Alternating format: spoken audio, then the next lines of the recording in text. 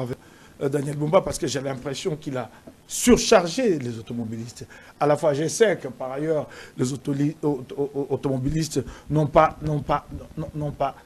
acquittés de leurs responsabilités à temps opportun, mais ce n'est pas pour autant qu'il faut le surcharger pour qu'il paye tout ce... Comment devrait-il procéder? Moi, je crois qu'à cette étape, pour une question de paix sociale, il faut revenir un pas en arrière, trouver un compromis pour que ça se fasse de manière séquentielle.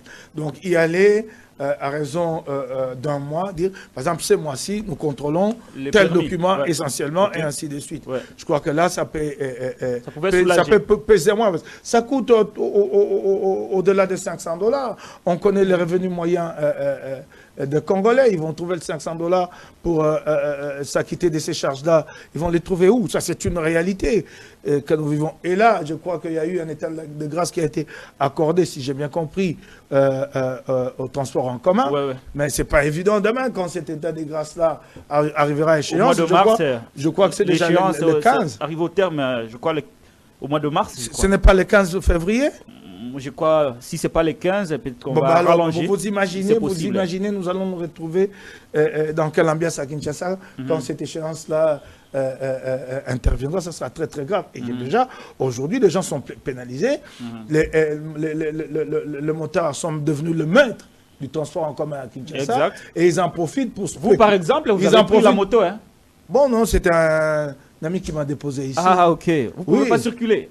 Non, la voiture n'était pas disponible. Vous n'avez pas de documents? Je n'ai qu'une voiture. Est-ce que vous avez tous les documents? J'ai des documents. Tous les documents. Ouais. Mais il y a aussi une chose. Vous pouvez demander aux Congolais de se procurer tous ces documents, mais il faut que l'État aussi s'acquitte aussi de sa responsabilité. Il y a une contrepartie. Vous payez la vignette à $60, mais vous roulez sur une route dans quel état? Nous cassons nos amendes. Nous cassons nos amendes. Certaines routes à Kinshasa. Oui. Nous constatons qu'il y a quand même réhabilitation. Alors, je vais aborder cette question à des niveaux. Réhabilitation de route à Kinshasa. Certains disent bravo à Daniel Bumba. Je peux dire, ok, dites bravo à Daniel Bumba. Mais quand je prends cette réhabilitation dans un cadre beaucoup plus global, c'est ça le deuxième niveau, de la responsabilité de l'Union sacrée, j'ai dit, Bumba peut s'enflatter, mais pas Félix Tshisekedi, mais pas les régimes en soi. Parce que qu'est-ce qui s'est passé? Nous n'avons pas commencé hier. Félix Tshisekedi a eu droit à un mandat entier, 5 années. Donc c'était quoi? Nous devons nous dire que le premier mandat de Félix Tshisekedi, c'était pour laisser les routes se détériorer et commencer à les réhabiliter au deuxième mandat. C'est comme ça qu'on construit un pays. Ah, il n'est jamais trop tard pour faire mieux. Non, on ne dit pas ça du développement. On ne dit pas ça du développement. Le développement est un processus cumulatif.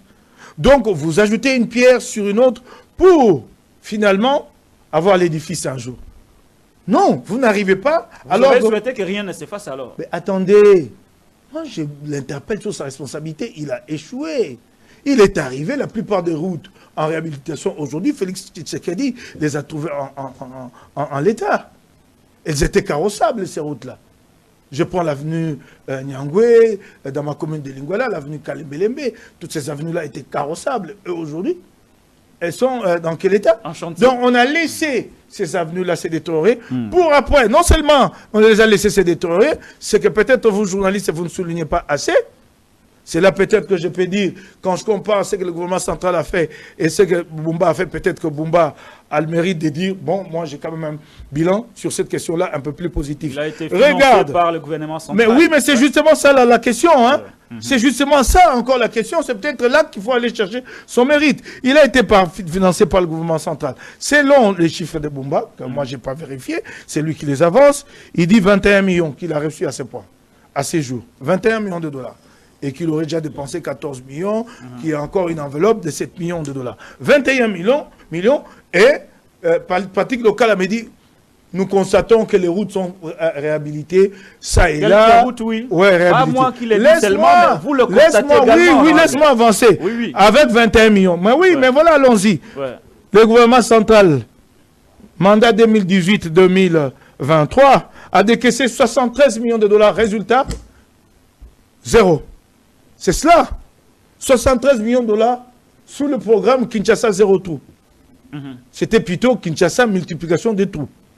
C'est à ça que ça a servi les 73 millions de dollars. Donc c'est pourquoi j'ai dit que le développement est cumulatif. Si nous avions géré les 73 millions de dollars en bon père de famille et en bon escient, nous n'en serions plus là à réhabiliter des routes. L'argent dépensé aujourd'hui pourrait être affecté à autre chose. Et donc nous avançons. Maintenant, globalement, quand vous prenez ce qui a été fait le mandat passé et ce qui est en train de se faire aujourd'hui, quand vous mettez tout ça ensemble, ça signifie quoi? Que nous faisons du surplace, non? 73 millions. Et grave, plus grave, c'est que le responsable a été interpellé à l'Assemblée nationale. L'ancien ministre des Infrastructures, Alexis Bissau.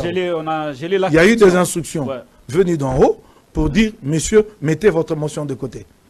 Plus grave encore, sous Félix Tshisekedi, on fait un entrave au fonctionnement des institutions. Entrave évidente, flagrante. 58 signatures cumulées, collectées, déposées en bonne et due forme à l'Assemblée nationale, au bureau. Mais à la fin, qu'est-ce que nous avons eu? Arrêt de la procédure. Vous pouvez me dire qui est assez puissant pour donner un tel ordre? Puisque Caméré, Caméré avait dégagé sa responsabilité pour dire que ce n'était pas lui. L'Assemblée nationale pouvait s'assumer. Ouais. Vous l'avez dit ici sur le plateau, mais vous connaissez